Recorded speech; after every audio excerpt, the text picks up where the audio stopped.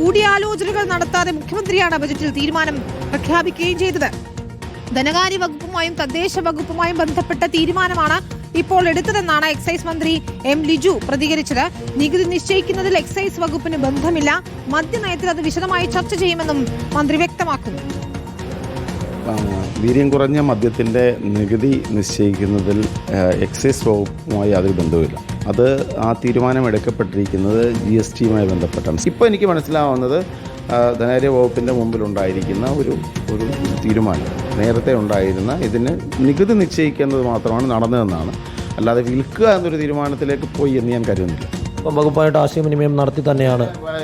അല്ല, തീർച്ചയായിട്ടും ഇതുമായി ബന്ധപ്പെട്ടൊരു പോളിസി ഉണ്ടാകുമ്പോൾ വിൽക്കണോ വേണ്ട എന്നൊരു തീരുമാനം എക്സൈസ് വകുപ്പുമായി ചർച്ചയുണ്ടാകും. എക്സൈസ് വകുപ്പിന് അതിനകത്ത് അഭിപ്രായം പറയാൻ സാധിക്കുമെന്നാണ് ഞാൻ കരുതുന്നത്. കാരണം നയം രൂപീകരിക്കുമ്പോൾ ഇത്തരം ചർച്ച ഉണ്ടാവേണ്ടതാണല്ലോ, ഉണ്ടാകുമെന്നാണ് ഞാൻ കരുതുന്നത്. ലോ ആൽക്കഹോളിക് ബിവറേജിൻ്റെ ഉൽപ്പാദനം നമ്മുടെ സംസ്ഥാനത്ത് വിതരണത്തെ സംബന്ധിച്ച് തീരുമാനമെടുത്തത് LDF ഗവൺമെൻറ് 2022-ലും 2023-ലും ഇവർ പറഞ്ഞ ഹോട്ടൽ ലിക്കറിൻ്റെ ഉൽപ്പാദനം ഡിസ്റ്റിലറി തുടങ്ങാനാണ് അനുമതി കൊടുത്തത്. മൈക്രോ ഡിസ്റ്റിലറി സംസ്ഥാന വ്യാപകമായിട്ട് വിതരണവും അതെന്ന് പറയുന്നത് 20 to 30%. അപ്പോൾ അതുകൊണ്ട് ഇത് രണ്ടും ഒന്നാണെന്ന് പറയുന്നതിൽ അർത്ഥമില്ല. റഹീസ് റഷീദാണ് ചേരുന്നത്. റഹീസ്, എക്സൈസ് മന്ത്രിയുടെ വാക്കുകൾക്കിടയിലൂടെ നമ്മൾ വായിച്ചെടുക്കണം. അതായത് അത്തരത്തിൽ വീര്യം കുറച്ച മദ്യം വിൽക്കണോ എന്നത് ഒരു നയപരമായ തീരുമാനമെടുക്കണം. അത് UDF എടുക്കേണ്ട തീരുമാനമാണ്. അപ്പോൾ UDFൽ ഇതുവരെ ചർച്ച നടന്നിട്ടില്ല. മാത്രമല്ല, ഈ നയരൂപീകരണം സ്വരൂപിക്കുമ്പോൾ അതിൽ മന്ത്രിസഭയിൽ കൂട്ടായി ചർച്ച ചെയ്തുകൊണ്ട് ഒരു തീരുമാനമെടുക്കണം. ഇക്കാര്യത്തിലും അതുണ്ടായിട്ടില്ല എന്ന് വ്യക്തമാവുകയാണ്.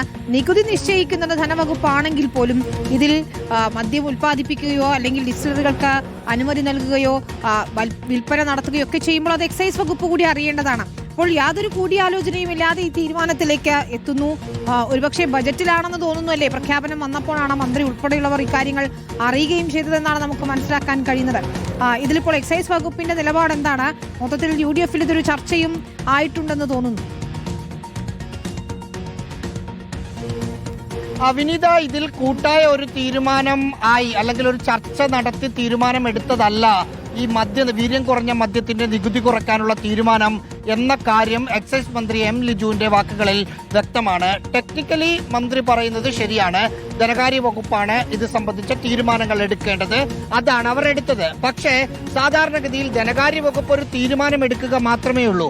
അതുമായി ബന്ധപ്പെട്ട വീര്യം കുറഞ്ഞ മദ്യം വിൽക്കുന്ന A to Z പ്രോസസ്സ് ചെയ്യേണ്ടത് എക്സൈസ് വകുപ്പാണ്. സ്വാഭാവികമായും അതുമായി ബന്ധപ്പെട്ട എന്ത് കാര്യങ്ങളുണ്ടെങ്കിലും എക്സൈസ് വകുപ്പുമായി ചർച്ച ചെയ്ത് അവരുടെ മന്ത്രിയുടെയും ഉദ്യോഗസ്ഥരുടെയും കൂടി താല്പര്യമനുസരിച്ചായിട്ടാണ് അന്തിമമായ ഒരു തീരുമാനമെടുക്കേണ്ടത്.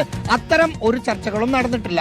മറ്റൊന്ന്, ഈ മദ്യനയത്തിൽ മാറ്റം വരുത്തുമ്പോൾ, കൂട്ടിച്ചേർത്തലുകൾ വരുത്തുമ്പോഴൊക്കെ അതാത് കാലത്ത് ഭരിക്കുന്ന മുന്നണിയിൽ കൂടി ചർച്ച ചെയ്യാറുണ്ട്. ആ മുന്നണി തീരുമാനം കൂടി അനുസരിച്ചാണ് അത്തരം തീരുമാനങ്ങൾ ഇംപ്ലിമെന്റ് ചെയ്യുക. ഇപ്പോൾ മന്ത്രിസഭയിൽ കോൺഗ്രസ് കഴിഞ്ഞാൽ ഏറ്റവും കൂടുതൽ അംഗങ്ങളുള്ള രണ്ടാമത്തെ കക്ഷി മുസ്ലിം ലീഗാണ്. മുസ്ലിം ലീഗിന് ആൽക്കഹോൾ വ്യാപകമായി വിതരണം ചെയ്യുന്ന ഒരു സാഹചര്യം അംഗീകരിക്കാൻ പറ്റുന്നതായിരിക്കില്ല. ഇപ്പോൾ തന്നെ സമസ്ത അടക്കമുള്ള സംഘടനകൾ ഇതിനെതിരെ രംഗത്ത് വരാൻ തുടങ്ങിയിട്ടുണ്ട്.